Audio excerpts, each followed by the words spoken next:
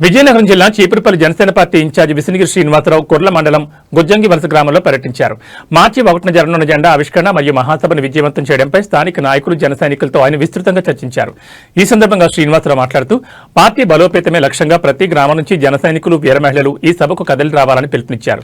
నియోజకవర్గంలోని అన్ని గ్రామాల్లో పర్యటిస్తూ పార్టీ సిద్ధాంతాలను ప్రజల్లోకి తీసుకెళ్తామని స్పష్టం చేశారు. ఈ కార్యక్రమంలో మండలాధ్యక్షుడు ఎడ్ల సంతోష్, అట్టడ కనకం నాయుడు మరియు పెద్ద సంఖ్యలో జన సైనికులు పాల్గొన్నారు. ఈ సభ ద్వారా చీపురుపల్లిలో జనసేన తన సత్తా చాటాలని కృత నిశ్చయంతో ఉంది.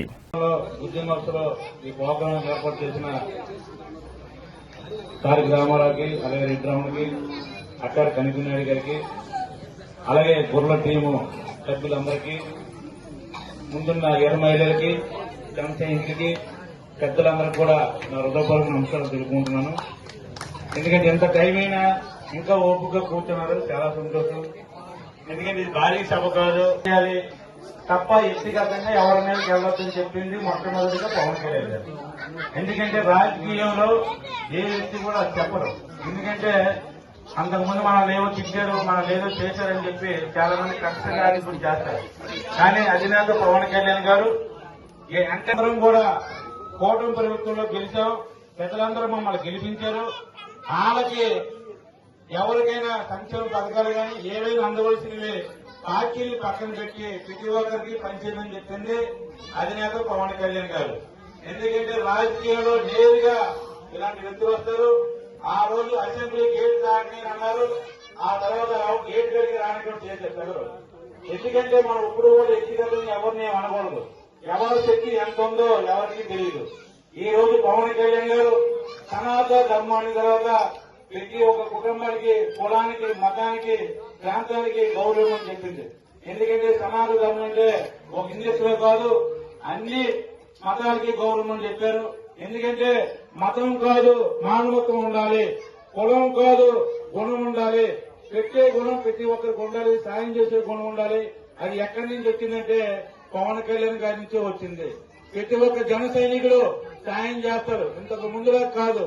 సాయం అంటే మన డబ్బు ఒకటే కాదు, టైం కూడా సాయమే. ఇప్పుడు రెడ్డిరావున అలాగే మన రామారావు ఉన్నారు, ఉద్యోగం చేస్తున్నారు. కానీ వాళ్ళకి ఉద్యోగం చేసిన వాళ్ళు రాజకీయాలు రాదు నాకు తెలిసి యాక్చువల్ గా. అంటే పవన్ కళ్యాణ్ చేసిన త్యాగం చూసి మనం కూడా ఎంతో కొంత సాయం చేయొద్దు ఆలోచన.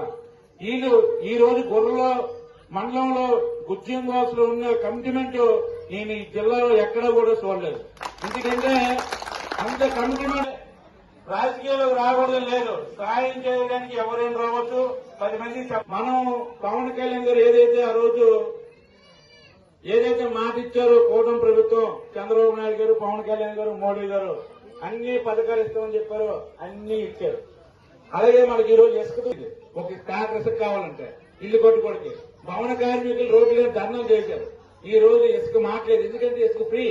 అంటే ప్రకృతితో వచ్చింది ఇసుక గాని, నీరు గాని, గాలి గాని, ఇలాంటివి కూడా వైసీపీ నాయకులు గతంలో అమ్మడం జరిగింది. ఈ రోజు మనం ప్రశాంతంగా ఉన్నామంటే వైసీపీని ఏదో మనం తిట్టడానికి మాకు ఎక్కడ కూడా గైడ్లైన్స్ లేదు. ఎవరో తిట్టండి, ఎవరిని అనండి చెప్పలేదు. మనం గెలిచాము. ఏ మతానికైనా, ఏ కులానికైనా గౌరవం ఇవ్వండి, పేదవాడికి మంచి చేయండి. ఎందుకంటే కార్మికులు కూడా గౌరవం ఇచ్చిందే కూటమి ప్రభుత్వం. వాళ్ళ కాలు కడిగి ఎత్తి మీద కోసుకున్నారు ఆ మోడీ గారు. ఎందుకంటే ఈ రోజు మన రాష్ట్రాన్ని శుభ్రంగా ఉందంటే కార్మికుల వల్లే. వాళ్ళు శుభ్రం చేయకపోతే ఆ పని మనం 50,000 ఇచ్చిన పని చేయం, కాలువ చూడడం. కానీ వాళ్ళు చేస్తారు. కానీ వాళ్ళకి గౌరవం. పవన్ కళ్యాణ్ గారికి ఎక్కువ ఏరు మహిళలు ఇస్తాం. ఎందుకంటే ఏదైనా సాధించాలంటే మహిళ వెనకాల మనకు అండగా ఉండాలి. ఎందుకంటే మనం బయటకు వెళ్ళిపోతాం, ఇంట్లో కుటుంబాన్ని నడిపించాలంటే ఒక తల్లి వాళ్ళు అవుతుంది, చెల్లి వాళ్ళు అవుతుంది, అక్క వాళ్ళు అవుతుంది. ఇంట్లో మహిళనే ఇంట్లో చక్కగా చేయాలంటే ఏదైనా మనం వచ్చేటప్పుడు అన్ని పెట్టేది ఆ తల్లే కాబట్టి మనం గౌరవించుకోవాలి. ఆడవాళ్ళందరినీ కూడా మహిళలకు అన్ని ఏ మహిళలు పెట్టారు, సైనికులు జనసైనికులు పెట్టారు. జనసైనికులు ఎక్కడైతే బోర్డర్లో కాదు మన గ్రామాల్లో బోర్డర్లో మనకు లేకపోతే కొత్తగా ఎవరు పుట్టరు. నేను కూడా ఒక జన సైనికుడు జాయిన్ అయిన తర్వాత నాకు మండలం ఇచ్చారు, అలాగే నియోజకవర్గ ఇన్ఛార్జ్ ఇచ్చారు. అంటే నేనే ఊహించలేదు అంత పదవిస్తారని.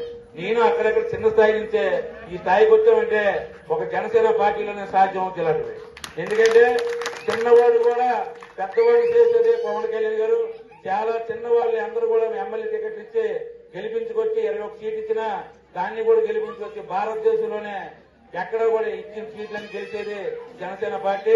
అలాగే మన కూటమిలో ఉన్నాం కాబట్టి చంద్రబాబు నాయుడు గారు, మోడీ గారు, పవన్ కళ్యాణ్ గారు మనకి ఏదైతే ఆ రోజు చెప్పే విధంగా అభివృద్ధి ఎలాగ చేస్తారో మనం చూడండి. మన దగ్గరలో ఎయిర్పోర్ట్ కూడా ఓపెనింగ్ అయింది.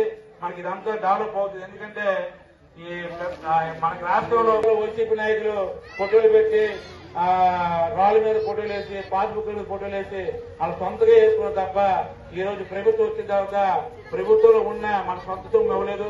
ఎవరైనా ప్రభుత్వం ప్రజల డబ్బు తీసుకుని ప్రజలకే పంచుతుంది ప్రభుత్వం. అది మర్చిపోయి ఏదో మనం చేసామని చెప్పడం, గొప్పలు చెప్పుకోవడం కాదు. మనం ప్రభుత్వం ఏర్పాటు చేసిన తర్వాత ప్రతి పేదవాళ్ళకి, మంచి వాళ్ళకి అందరికి కూడా మంచి చేయాలనే ఒక దృక్పథంతో ఉండాలి. ఎందుకంటే మీ ఏవైనా ఈ ఉద్యోగస్తుల సమస్యలు ఉంటే మన వాళ్ళకి అందరూ చెప్పండి. ఎందుకంటే ప్రతి సమస్య కబ్జాలు గాని, భూ కబ్జాలు గాని, చెరువుల కబ్జాలు గాని, మీ భూ సమస్యలు గాని ఏ ఉన్నా బయటికి చెప్పండి, పర్లేదు. మనం తీర్చే విధంగా ఎక్కడి వరకు వెళ్ళి మన సమస్య తీర్చేసి సందర్భంగా చెప్తూ మీకొప్పుడు మీకు అండగా మేము ఉంటాం. ఏ సమస్య అయినా భయపడక్కర్లేదు. ఎంత పెద్ద సమస్య అయినా చిన్న సమస్యగా తీర్చేది జనసేన పార్టీ. మీ అండగా, పెద్దల అండగా, మీ అండగా మేము ఉంటామనేసి మనస్ఫూర్తిగా చెప్పుకుంటూ ఈ అవకాశం ఇచ్చిన పెద్దలందరికీ గ్రామ పెద్ద హలో